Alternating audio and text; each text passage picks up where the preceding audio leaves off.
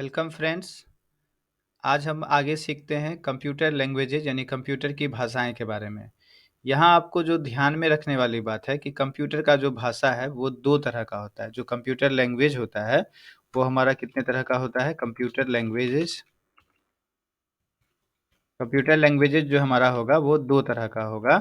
एक हमारा कौन सा होगा? लो लेवल लैंग्वेज होगा। एक कौन सा होगा? लो लेवल लैंग्वेज होगा। और एक हमारा क्या होगा? हाई लेवल लैंग्वेज होगा। एक हाई लेवल लैंग्वेज होगा।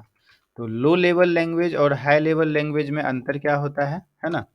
तो लो लेवल लैंग्वेज होता है जिसे हम नहीं समझते हैं। लो लेवल का अर्थ होता है उस मौलिक तरीके से है जो मशीन को समझ में आती है ना? हमें नहीं समझ में आती है। तो जो लो लेवल लैंग्वेज होता है वो हमें नहीं समझ में आएगी, वो केवल किसे? कंप्यूटर को समझ में आएगी या मशीन को समझ में आएगी, है ना?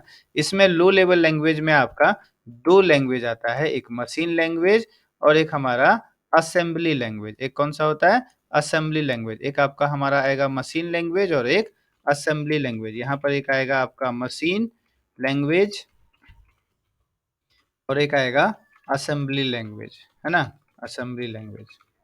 तो लो लेवल लैंग्वेज को दो भाग में बांटा, एक मशीन लैंग्वेज में और एक असेंबली लैंग्वेज में, है ना? जो हमें नहीं समझ में आती है केवल उसे कौन समझता है? मशीन समझता है। हाई लेवल लैंग्वेज क्या होता है? जिसे हम समझते हैं, है ना? तो पहले लो लेवल में हम मशीन लैंग्वेज देखते हैं।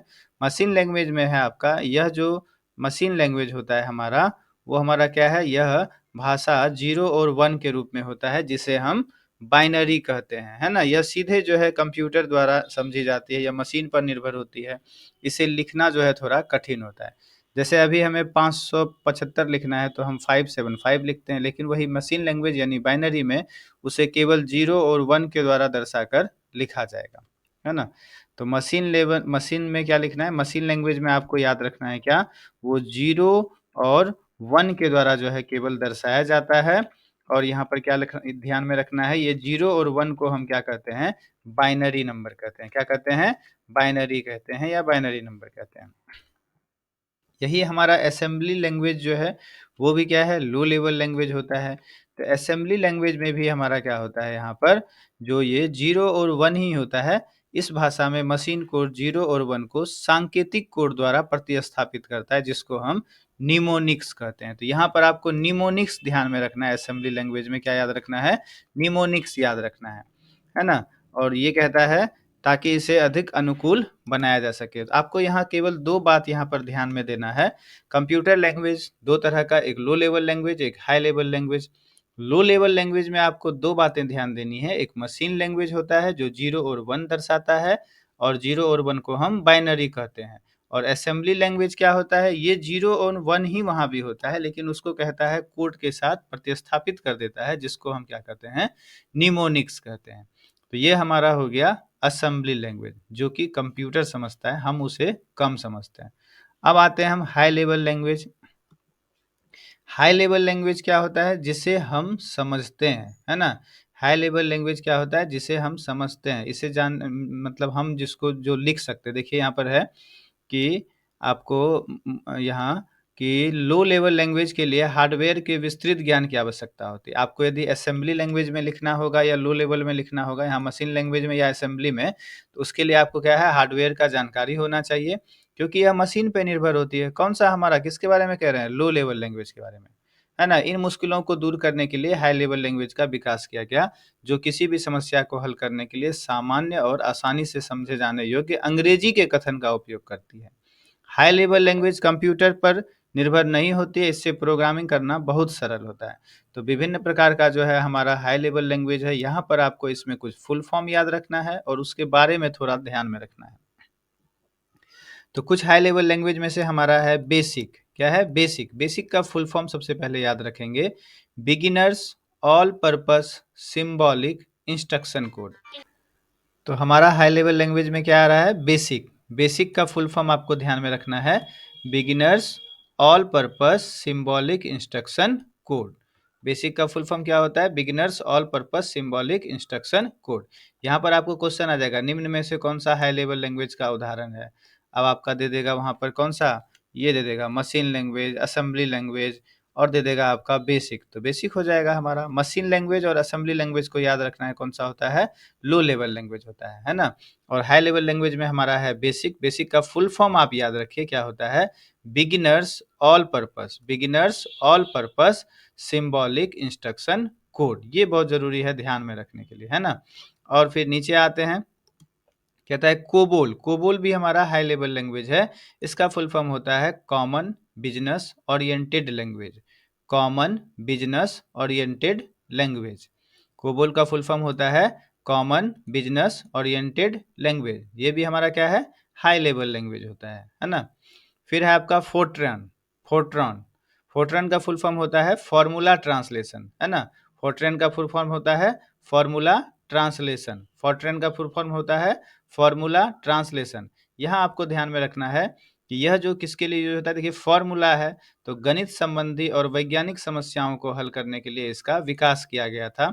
यह वैज्ञानिक समुदाय में अधिक लोकप्रिय भाषाओं में से एक है। तो गणित वाला बात यदि आ जाएगा, गणित संबंधी और वैज्ञानिक समस्या वाला, तो हम कौन से ऑप्शन पे टिक लगाएंगे, फोर्ट्रन पे टिक लगाएंगे, जिसका फुल फॉर्म होता है फॉर्मूला ट्रांसलेशन।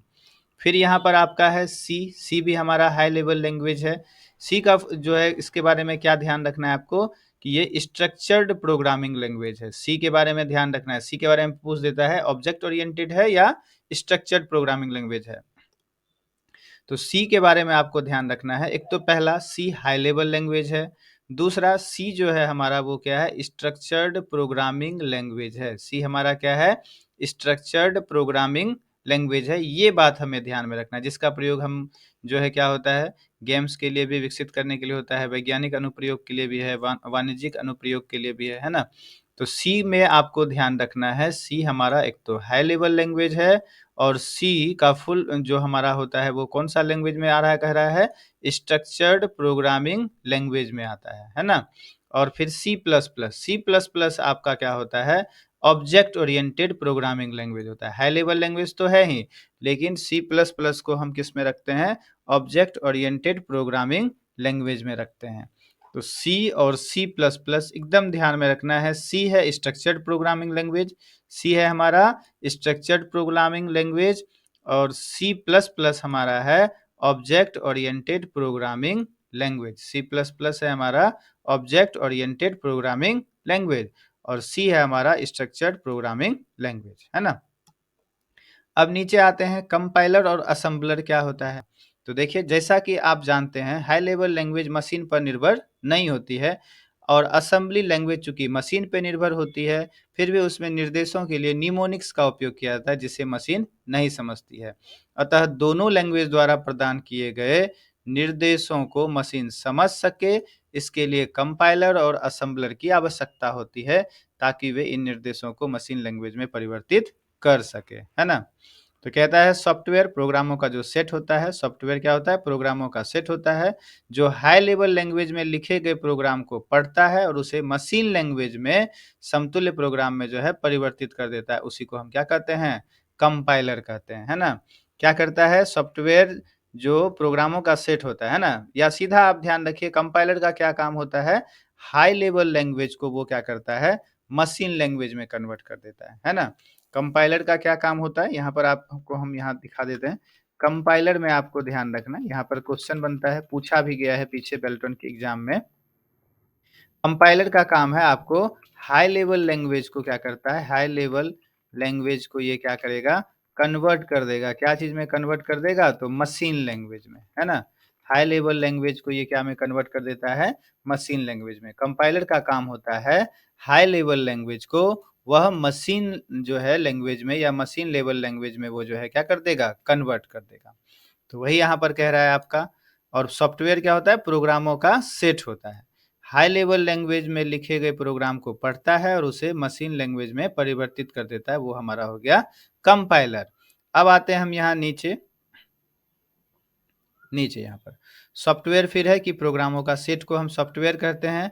अब असेंबली लैंग्वेज में लिखे प्रोग्राम को पढ़ता है और उसे मशीन लैंग्वेज में जो है परिवर्तित कर देता है, कौन, उसको कहते हैं हम असेंबलर, है ना। असेंबलर क्या करता है, असेंबलर का क्या काम होगा, वो असेंबली लैंग्वेज में जो लिखा हुआ होगा चीज, है ना, असेंबली लैंग्वेज में जो लिखा हुआ है उसे वह क्या कर देगा, मशीन लैंग्वेज में चेंज कर देगा। यहाँ पर आपको ये दोनों बात ध्यान देना बहुत ज़रूरी है। कंपाइलर का काम होता है हाई लेवल लैंग्वेज को मशीन लैंग्वेज में बदल देना, और असेंबलर का काम होता है असेंबली लैंग्वेज को मशीन लैंग्वेज में बदलना, है ना?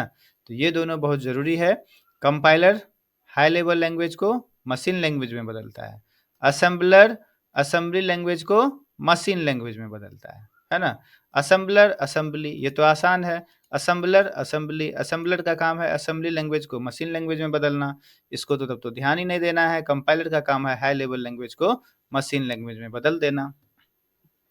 ठीक है, तो यहाँ पर आपका यही ध्यान देना था। अब देखिए कुछ क्वेश्चन है जिसका हम आंसर देते हैं। ऑपरेटिंग सिस्टम यानी ओएस एक एप्लीकेशन सॉफ्टवेयर, गलत है। ऑपरेटिंग सिस्टम हमारा क्या है, हमने पिछले दिन वाले क्लास में पढ़ा था। ऑपरेटिंग सिस्टम हमारा क्या है, सिस्टम सॉफ्टवेयर है ना? एप्लीकेशन सॉफ्टवेयर ये नहीं है। ऑपरेटिंग सिस्टम हमारा क्या है, सिस्टम सॉफ्टवेयर है। हमने पिछले दिन पढ़ा था, देखिए यहाँ पर, हाँ, सिस्टम सॉफ्टवेयर। ऑपरेटिंग सिस्टम हमारा क्या है, सिस्टम सॉफ्टवेयर है ना? ये देखिए हमने पिछले दिन जो है इसको पढ़ा था। आपने यदि सीरियली वीडियो नहीं देखा तो आप जो है यहीं से नीचे प्लेलिस्ट में जाकर, या आप वीडियो के डिस्क्रिप्शन में जाकर के जो है एक एक करके इसे देखिए। चलिए, नेक्स्ट है लो लेवल प्रोग्राम की तुलना में हाई लेवल लैंग्वेज की प्रोग्रामिंग करना बहुत अधिक आसान होता है। सही बात है। लो लेवल प्रोग्राम जो होता है वो क्या होता है, मशीन लैंग्वेज में होता है। लो लेवल प्रोग्राम हमारा क्या में होता है, मशीन लैंग्वेज में। यहाँ हमने बताया था लो लेवल लैंग्वेज जो होता है मशीन लैंग्वेज है या असेंबली लैंग्वेज है। इसमें मशीन लैंग्वेज में 0 और 1 होता है जिसको बाइनरी कहते हैं। असेंबली लैंग्वेज में भी 0 और 1 होता है, लेकिन उसको कोड के साथ प्रतिस्थापित कर देता है जिसको हम निमोनिक्स कहते हैं, है ना? तो ये हमारे समझ में कम आता है, लेकिन हाई लेवल लैंग्वेज हमको अधिक समझ में आता है, जो हम अंग्रेजी में लिखते हैं। इसलिए लो लेवल प्रोग्राम की तुलना में हाई लेवल लैंग्वेज की प्रोग्रामिंग करना बहुत अधिक आसान होता है, ये हमारा सही है। फिर है वैज्ञानिक तथा गणितीय समस्याओं को हल करने के लिए कंप्यूटर लैंग्वेज जो है फोर्ट्रन का उपयोग किया जाता है। तो ये सही है। फोर्ट्रन हमने यहाँ पर आगे पढ़ा था, FORTRAN। फोर्ट्रन का फुल फॉर्म होता है फॉर्मूला ट्रांसलेशन। ये देखिए है ना, गणित संबंधी, है ना? फोर्ट्रन हमारा क्या है, गणित संबंधी और वैज्ञानिक समस्याओं को हल करने के लिए इसका विकास किया गया था। तो फोर्ट्रन का फुल फॉर्म होता है फॉर्मूला ट्रांसलेशन, और ये हमारा क्या है, सही है कि वैज्ञानिक तथा गणितीय समस्याओं को हल करने के लिए कंप्यूटर लैंग्वेज फोर्ट्रन का जो है उपयोग किया जाता है, ये सही है। फिर है सी एक ऑब्जेक्ट ओरिएंटेड प्रोग्रामिंग लैंग्वेज है। अभी हमने बताया था सी जो है हमारा क्या है, ऑब्जेक्ट ओरिएंटेड प्रोग्रामिंग लैंग्वेज नहीं है। सी हमारा ऑब्जेक्ट ओरिएंटेड प्रोग्रामिंग लैंग्वेज नहीं है। ऑब्जेक्ट ओरिएंटेड प्रोग्रामिंग लैंग्वेज हमारा कौन सा है, C++ है। सी हमारा स्ट्रक्चर्ड प्रोग्रामिंग लैंग्वेज है। सी हमारा क्या है, स्ट्रक्चर। हाई लेवल तो लैंग्वेज है ही, और हमारा यदि यहाँ पे जो क्वेश्चन वहां पूछा गया था सही गलत में, उसके अनुसार सी हमारा क्या है, स्ट्रक्चर्ड प्रोग्रामिंग लैंग्वेज है। और C++ हमारा क्या है, ऑब्जेक्ट ओरिएंटेड प्रोग्रामिंग लैंग्वेज है ना? चलिए, हम बार बार इसलिए आपको कहते हैं जिससे आपको क्या हो जाए, ये अभी ही याद हो जाए, दोबारा आपको इसे देखने की जरूरत नहीं होगी। फिर है कंपाइलर हाई लेवल लैंग्वेज को मशीन लैंग्वेज में परिवर्तित करता है। सही बात है, हमने यहाँ बताया है कंपाइलर हमारा क्या करता है, हाई लेवल लैंग्वेज को मशीन लैंग्वेज में बदल देता है। असेंबलर क्या करेगा, असेंबली लैंग्वेज को मशीन लैंग्वेज में बदल देगा, है ना? चलिए, तो फिर इसके आगे हम जो है, ये हमारा चैप्टर ऐसे खत्म हो चुका है ना? तो अब हम दूसरा चैप्टर पे नेक्स्ट डे चलेंगे, तो फिर हम जो है उसे देखेंगे। Okay, thank you.